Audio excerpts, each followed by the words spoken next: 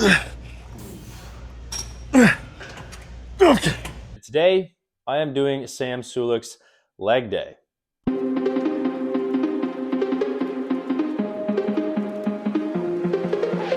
I kind of do think that it would be appropriate to maybe try my best to try and dress like Sam. That way I can kind of really get the entire full Sam Sulek experience. I'm going to go in my closet and see what we can find. Okay, I think this is about the best I'm going to do. I don't really have as baggy of pants as Sam has, but I got the color right for the video, at least. I think this is going to be as good as it gets. I mean, let's see Andrew Eubanks wear this fit. Okay, I think you know what part of the video it is. We've got 2 scoops of Bloodshot. I'm actually just kidding. I don't have any hostile supplements or merch.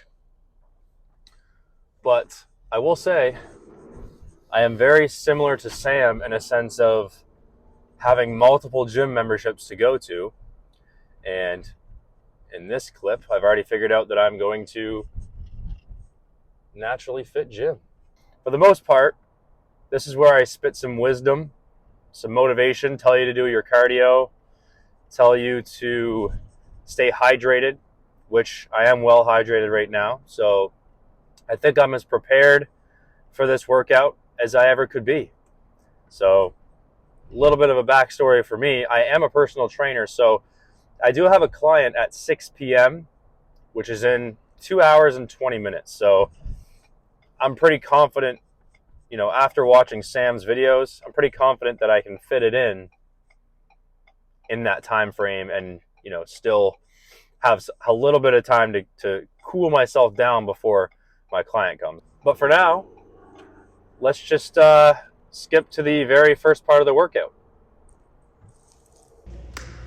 Obviously, I always start off legs with hamstrings first, but before any hamstrings, I always like to warm up a little bit of calves.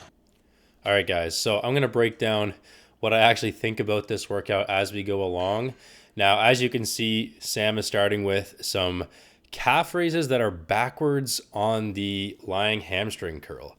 Now, I can't say that I've ever done this, especially as a warm-up, but all I can say is that it definitely felt awkward, and I was checking around to see if anybody was kind of watching, but no one really seemed to care. But I definitely don't think that I would put this into my regular routine. Now, he had specific reasons for doing this. He specifically said he feels some sort of some pain in the back of his knee, and this usually solves it. So, and that kind of makes sense, right? Typically, when you're doing a hamstring curl, you can feel it in your calves quite a bit. But I would typically do a lot more warming up before my actual leg day. I usually hop on the treadmill for about 5 to 10 minutes, and then I do some dynamic movements, mostly just like side lunges, forward lunges, different types of lunges, and then I kind of get into my warm-up sets on my actual exercises. You know, do half the stack for a couple reps, a weight which is very manageable for me. So let's just cut to the first one of those. All right, so this part of the workout, I'm no stranger to. I have actually 2 leg days that I do. So I have a ham-focused leg day and then a quad-focused leg day. And I typically will start off my hamstring day with some either lying leg curls or a seated leg curl, but I'm definitely not doing half the stack like Sam is. But again, he said just pick an appropriate weight that's manageable.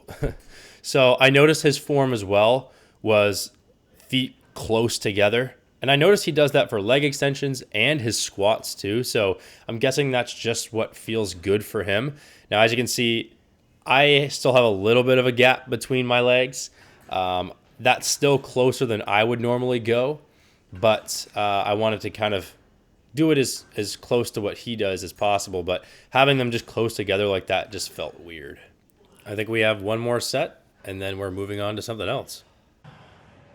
Let's do one more just like that, and then I think move on to cable RDL.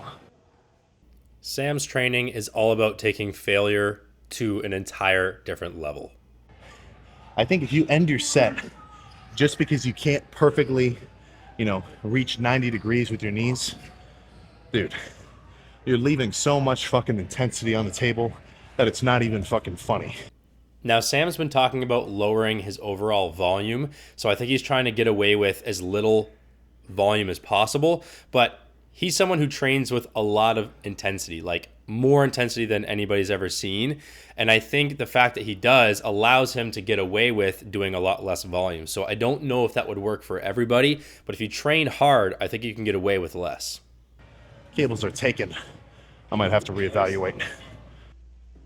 I think a big message that Sam has really taught people from a moment like this is that you shouldn't waste a lot of time waiting around for the machine that you want, because it will kind of ruin the overall effectiveness and value of the workout. So I think it's best to just find the next best thing in your gym.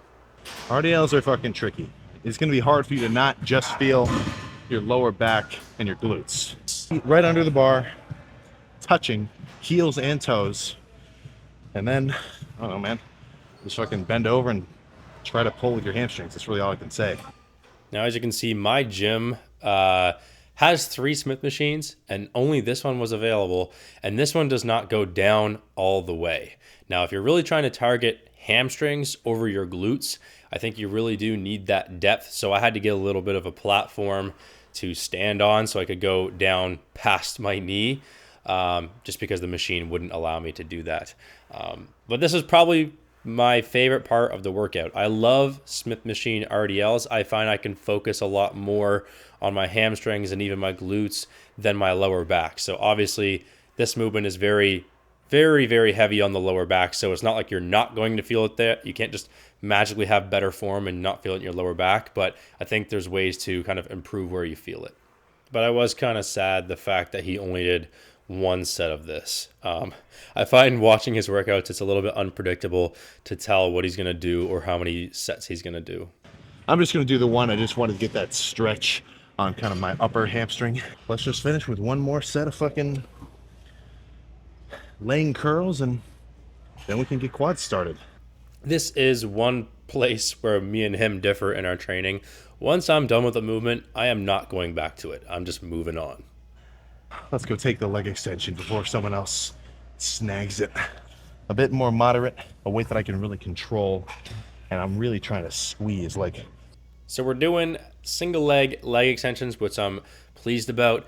But he's just talking about getting a really good contraction on this set. So using a little bit more of a moderate weight and really just focusing on squeezing the muscle on your own. That's essentially what he's talking about. Because really, if you have a good mind-muscle connection, you can use any amount of weight and still get a very similar contraction.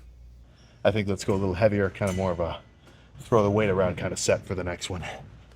If you are someone who's watched Sam for quite a while, you'll know that he brings this up a lot.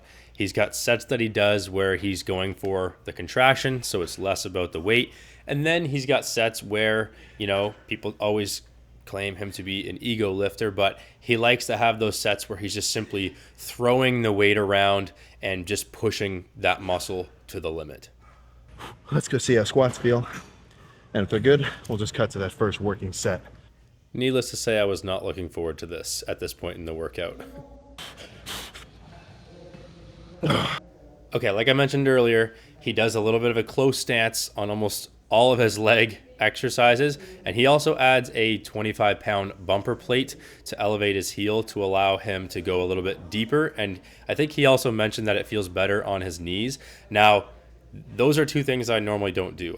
I don't ever do close stance squats, elevated heel squats, let alone barbell squats. This is probably the hardest part of the workout for me. And the reason why I don't do barbell squats is because, I've been training for 13 years. And in my younger days, I could say I was an ego lifter and just, I was trying to max out barbell squats all the time. And now when I perform them, I have an irritation in my lower back for about a day or 2 afterwards. So I try to minimize how often I'm utilizing barbell squats, but I don't neglect them completely. Oh my goodness. That felt fucking heavy today. Oh my God. I would have to agree with him here, and I only had less than half the weight he had. But I think this will probably be it. Whole stack, double leg. Throw it the fuck around. So this is the last set to wrap up the workout. Now, as you noticed, he did 4 working sets for hamstrings and just 4 working sets for quads, which is a lot less than what I would normally do. But again, intensity is everything. You know, he does all the way to failure on full range, and then he's adding in probably 10 to 15 extra partial reps until he can barely even get, you know, any movement on his reps. So that's a lot farther than what I would take it. You know, I usually do failure on full and then a few partials and then end the set there. So, you know, it depends. I think intensity and volume have to be correctly matched. Let's go check the quad pump. We're done. Now, this is something that I rarely ever do, is check the pump after my workout, but I figured it's a part of the routine. I mean, he posts daily, he checks the pump daily, and maybe it's something that I should start doing. Now, especially with legs, I usually train with my legs covered up. Unless it's the summertime, I'll throw some shorts. So I honestly was surprised to kind of look at my leg pump in this video, but definitely nothing like his. But yeah, I think maybe it's something I should start doing more often. But for the most part, you know, hopefully you guys enjoyed this video. And if you did, give this video a thumbs up and subscribe.